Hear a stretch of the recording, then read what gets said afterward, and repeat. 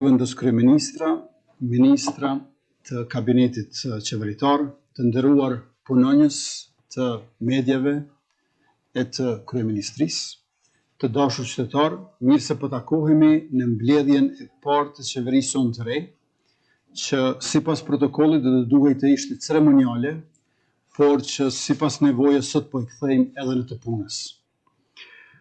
Mirë se veni në këtë tryezë vendimmarrëse, ju anëtarë të ri të kabinetit qeveritar, Blau Konjufca, zëvendës kryeministër i parë dhe ministër i punëve të jashtme dhe diasporës, Andin Hoti, ministër për punë, familje dhe vlerat e luftës shqiptare, Lulzën Jakxhiu, ministër i digitalizimit dhe administratës publike, Saranda Bogujevci, ministre e kulturës dhe turizmit, Fitore Pacolli, ministre e mjedisit dhe planifikimit hapësinor, Mimoza Kusari, ministre e industrisë, ndërmarrësisë, tregtisë dhe inovacionit, Blerim Gashani, ministër i sportit dhe rinisë, Dimal Basha, ministër i infrastrukturës dhe transportit, Armen Muja, ministër i bujqësisë, pylltarisë dhe zhvillimit rural, dhe Rasim Demiri, ministër për zhvillim rajonal. Shërbimi ndaj Republikës dhe qytetarëve me punë e zellë, nder dhe përkushtim është privilegji më i madh që do ta keni dhe do ta gëzoni nga këto ulse këtu dhe nga zyrat tuaja. Mësimet që kemi nxjerr përgjatë mandatit të kaluar dhe përvojën që kemi fituar së bashku me ekspertizën dhe dijet tuaja profesionale më bëjnë besoj se ky kabinet i ka të gjitha parakushtet që të jetë kabineti qeveritar më i suksesshëm në historinë e re të Republikës sonë, që shumë shpejt i mbush 18 vjet. Ju uroj secilit dhe secilis për detyrën, pritjet që qytetarët kanë nga ne janë dëshmi e vetë standardit të cilin e kemi vendosur vetë ne, të cilin duhet ta nderojmë dhe ta përmbushim çdo ditë. Jemi mbledhur qysh në ditën e parë të punës për të miratuar një listë të marrëveshjeve ndërkombëtare që po presim për një kohë të gjatë miratimin në kuvend. Në nëntor të vitit kaluar, Kuvendi i Republikës u shpërnda pa u votuar plani i rritjes Bashkimit Evropian në vlerë prej 882.6 milion euro dhe 3 marrëveshje me Bankën Botërore në vlerë mbi 120 milion euro, duke rrezikuar përfitimet nga ato. Me Kuvendin e Legjislaturës së 10 të konstituuar dje dhe me votën tuaj sot, po i japim vendit një mundësi tjetër për të ratifikuar këto marrëveshje ndërkombëtare në kuvend. E sot po e riprocedojmë në kuvend edhe projekt ligjin e buxhetit për vitin 2026, të cilin e patëm miratuar në mbledhjen e 31 tetorit të vitit kaluar. Duke mos dashur që të përsërisim të gjitha detajet e prezantuara në atë mbledhje, po ndalem vetëm në disa pika të shkurtra të cilat e karakterizojnë këtë buxhet. Është buxhet me vlerë prej 4 miliardë euro, ku për komunat e Kosovës parashihen 867 milion euro. Ky buxhet e përmban edhe pagën e 13 për punëtorët e sektorit publik që paguhen nga buxheti, pagë e cila do të paguhet sapo të hyjë në fuqi ligji i buxhetit. Ky buxhet gjithashtu përmban edhe ndryshimin e nevojshëm që mundëson rritjen e shtesës për përvojën e punës nga 0.25% në 0.50% për 15 vitet e para. Pra, dyfishim i shtesës që reflekton përvojën e punës. Gjithashtu, buxheti parasheh edhe shtyrjen e afatit për zbatimin e shkallës progresive të tatimit në pronë, ashtu që ndërkohë ta miratojmë ligjin e ri të tatimit në pronë në konsultim me komunat e vendit tonë. E pas konstituimit të kuvendit dhe zgjedhjes së qeverisë në brëm, tash jemi në hapin e tretë, votimi i buxhetit 2026 dhe marrëveshjeve ndërkombëtare. Por sa të përfundohen këto, jam i gatshëm që nga nesër të fillojmë kontaktet dhe diskutimet me subjekte tjera politike për çështjen e presidentit. Si kabinet qeveritar, do të shihemi shumë shpejt në mbledhjet e radhës, në mbledhjet e rregullta të qeverisë sonë, ku do të përmbushim një nga zotimet tona, duke filluar me 5 vendimet e para për të cilët jemi zotuar para qytetarëve tonë, e vendimin për to e nisim pikërisht edhe me këtë mbledhjen e sotme. Pa humbur kohë, pra as një minutë, le të vazhdojmë me pikat e rendit të ditës dhe le të vazhdojmë me punët e mira. Na prift e mbara të gjithëve bashkë. Pika e parë është shqyrtimi projekt ligjit numër 09/L-002 për ratifikimin e marrëveshjes ndërmjet Republikës Kosovës dhe Bashkimit Evropian mbi aranzhimet për zbatimin e përkrahjes së Unionit për Kosovën në kuadër të instrumentit për reforma dhe rritje. Të nderuar kolegë, anëtar të qeverisë, qëllimi i kësaj marrëveshje është krijimi i bazës nevojshme ligjore që Kosova të përfitojë nga fondet e Bashkimit Evropian, pranë vlerë prej 882.6 milion euro, të cilat ofrohen brenda këtij instrumenti për reforma dhe rritje. Kemi nevojë për investime që janë të linjëzuara me sigurinë ekonomike të Bashkimit Evropian, si dhe për qasjen financim që përputhet me ambicien tonë për reforma, progresin demokratik dhe vlerat tona të përbashkëta. Andaj plani i rritjes së BE-s është përgjigjja e duhur për të përshpejtuar reformat të cilat kemi nisur. Pasi që kemi aprovuar në qeveri agjendën e reformave, e cila është aprovuar nga Komisioni Evropian, tani po kryejmë edhe punën nevojshme ligjore për zbatimin e këtyre reformave. Pas nënshkrimit të marrëveshjes nga ana e Bashkimit Evropian dhe nga ana jonë, duhet të përfundojmë edhe procedurat për hyrjen e saj në fuqi. Andaj kërkoj nga ana juaj që të miratohet në mënyrë që sa më shpejt të procedohet për ratifikim në Kuvendin e Republikës së Kosovës. Mundësisht e urojmë qysh sot. A do fjalën dikush për diskutim? Nëse jo, atëherë ftoj për miratim, kush është për? Faleminderit, kundër nuk ka, abstenim nuk ka, konstatojmë që miratohet. Pika e dytë është shqyrtimi projekt ligjit numër 09/L-003 për ratifikimin e marrëveshjes së financimit për programin e parë për financimin e politikave zhvillimore, për efektivitetin fiskal, konkurrueshmërinë dhe rritjen e gjelbër, ndërmjet Republikës Kosovës dhe Asociacionit Ndërkombëtar për Zhvillim, që është pjesë e Bankës Botërore. Pas aprovimit në qeveri, projekt ligji procedohet për ratifikim Kuvendit të Republikës së Kosovës. Për më shumë e ftoj ministrin e Financave, zotëri Muratin, që ta merr fjalën. Faleminderit të nderuar kryeministër, të nderuar zëvendës kryeministra, të nderuar kolegë. Fillimisht dua t'ju uroj gjithëve pra mandatin e ri qeverisës, na prift e mbara, ashtu si edhe kryeministri. Qeveria e Kosovës e përfaqësuar nga Ministria e Financave në kuadër të angazhimit drejt financimit qëndrueshëm të shpenzimeve publike dhe zhvillimit bashkëpunimit financiar me institucionet ndërkombëtare financiare, kanë nënshkruar pra me 18 prill të vitit 2024 marrëveshjen e kredisë për programin e parë për financimin e politikave zhvillimore për efektivitetin fiskal, konkurrueshmërinë dhe rritjen e gjelbër. Ky ka qenë një program përmes të cilit pra Kosovës i sigurohet përkrahje buxhetore në vlerë prej 90.3 milion euro, dhe kjo vjen pasi që Kosova i ka përmbushur të gjitha pra objektivat dhe aktivitetet e dakorduara me Bankën Botërore për shiktu edhe reforma të ndryshme ligjore. Politika zhvillimore janë kryesisht pranë fond të ligjeve dhe akteve tjera administrative, të cilat kanë si synim të sigurojnë stabilitet afatgjat makroekonomik dhe fiskal dhe të promovojnë rritjen e qëndrueshme ekonomike. Këto politika zhvillimore janë arritur të përfunduar pra me sukses përgjatë mandatit të qeverisë Kurti 2.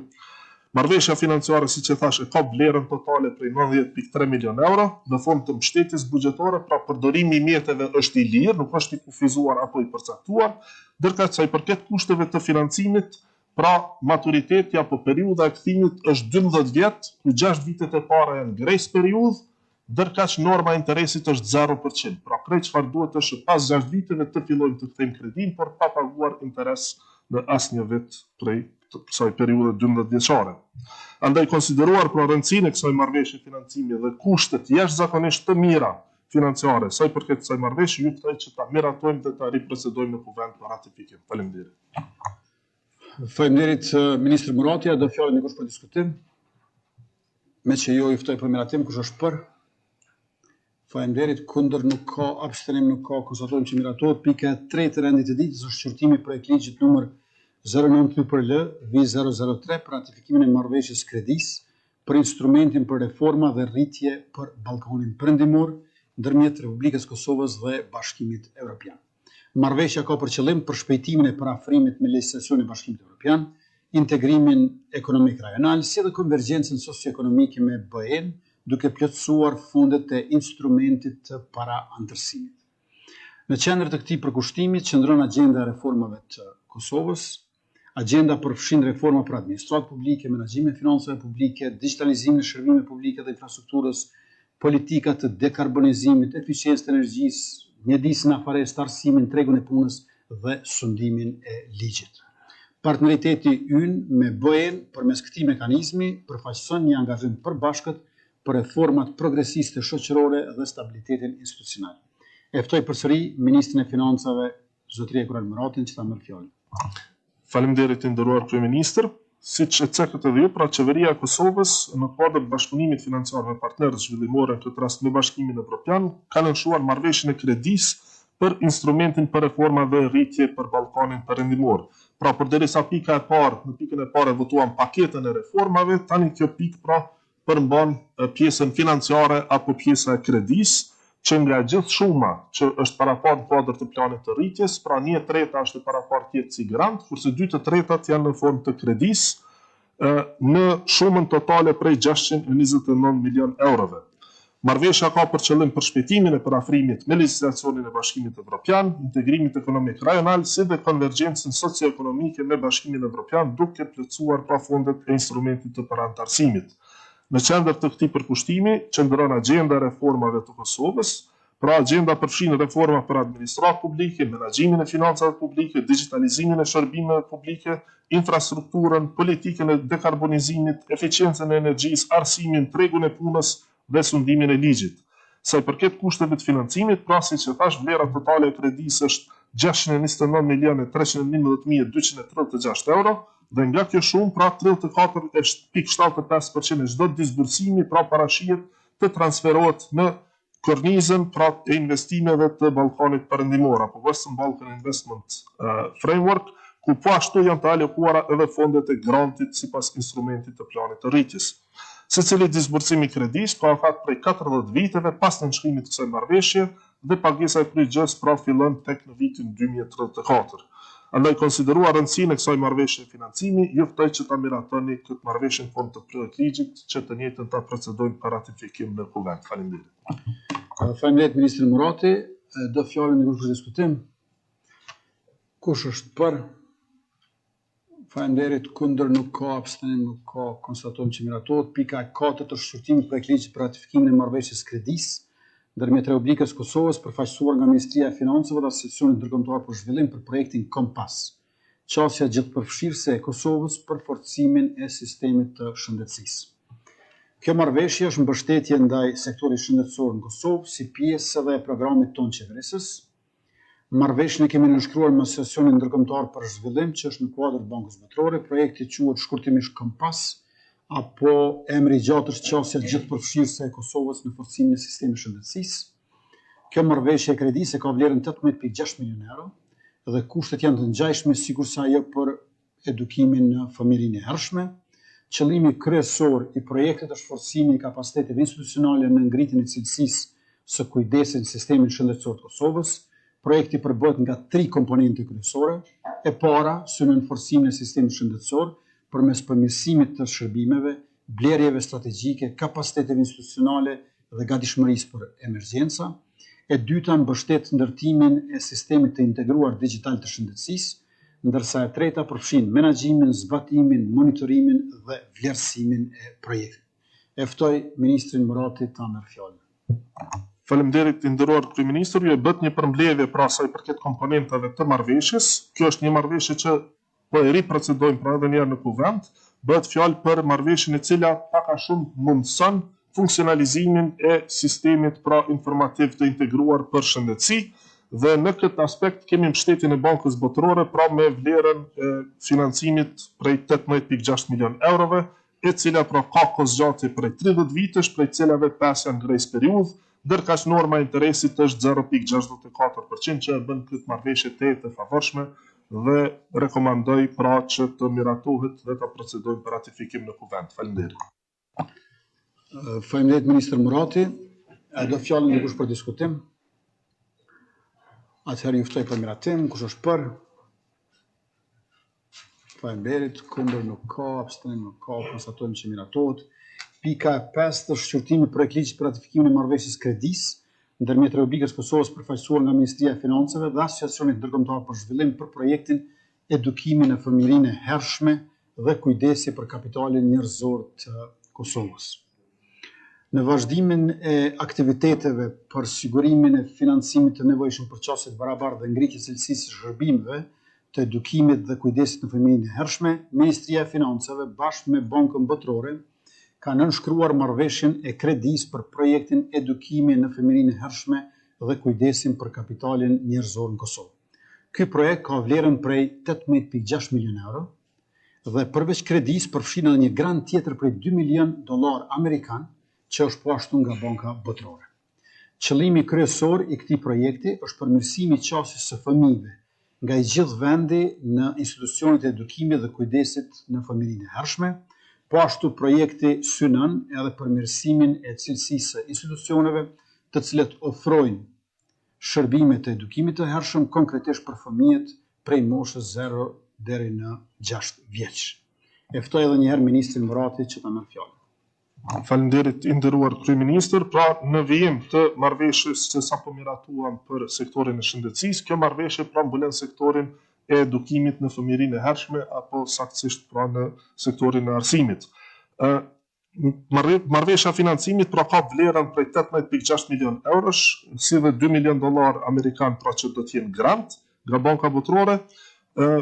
Financimi ka pra kushte mjaft mira të financimit me kohë zgjatje prej 30 vitesh, 5 prej tyre janë grace periud dhe ngjashëm sikur se marrëveshja paraprakte pra norma e interesit është 0.64% vjetore.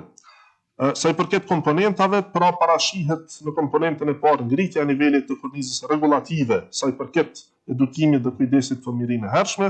Në komponentën e dytë projekti pra synon integrimin shumë sektorial në shpërndarjen e shërbimeve për edukimin dhe kujdesin në fëmijërinë e hershme.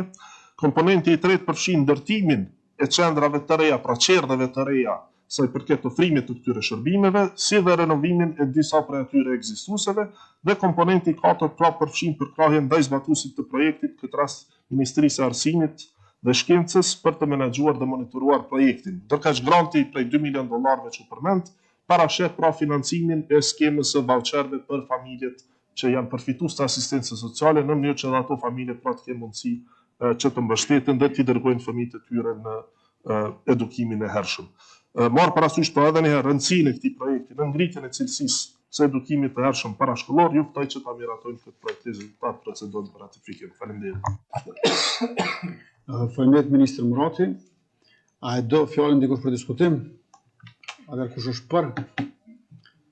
Faleminderit, kundër nuk ka, abstenim nuk ka, konstatojmë që miratohet. Tash tek pika të ndryshme e kemi shqyrtimin e projekt ligjit për ndarjet buxhetore për buxhetin e Republikës Kosovës për vitin 2026. Siç e dini, në legjislaturën e 9 ne tashmë si qeverinë detyrë e para miratuar buxhetin saktësisht me datën 31 tetor.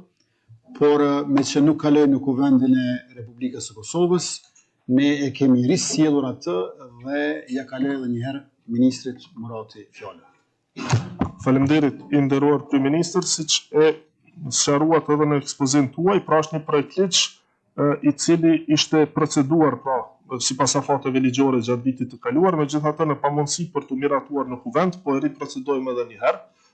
Buxheti apo projekt ligji i buxhetit për vitin 2026 përmban pra shifrën më të lartë ndonjëherë që është rreth 4 miliard euro, e kjo financohet pra nga tyra buxhetore prej 3.64 miliard eurove, ndërkaq pjesa tjetër është financim qoftë përmes huamarrjes apo metodave të tjera përmes deficitit.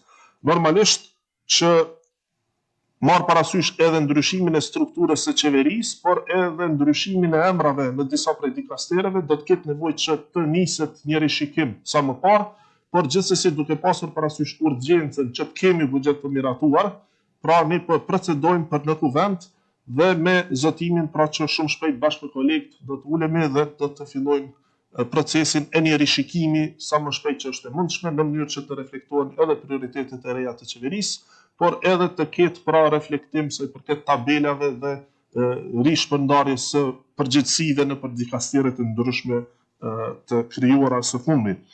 Gjithsesi, pas kësaj, unë sugjeroj që të propozojmë edhe kërkesën ndaj kuvendit për zgjatjen e afatit edhe për muajin mars, me qenë se kemi afatin pra e pagesës së pensioneve që duhet të realizohet këtë javë, dhe shpresoj që kuvendi do ta miratoj, marrë parasysh që projektligji i buxhetit merr kohë për gjatë 2 leximeve dhe nuk do të mund të arrijë të bëhej në afat pra para se të vjen afati i ekzekutimit të pensioneve.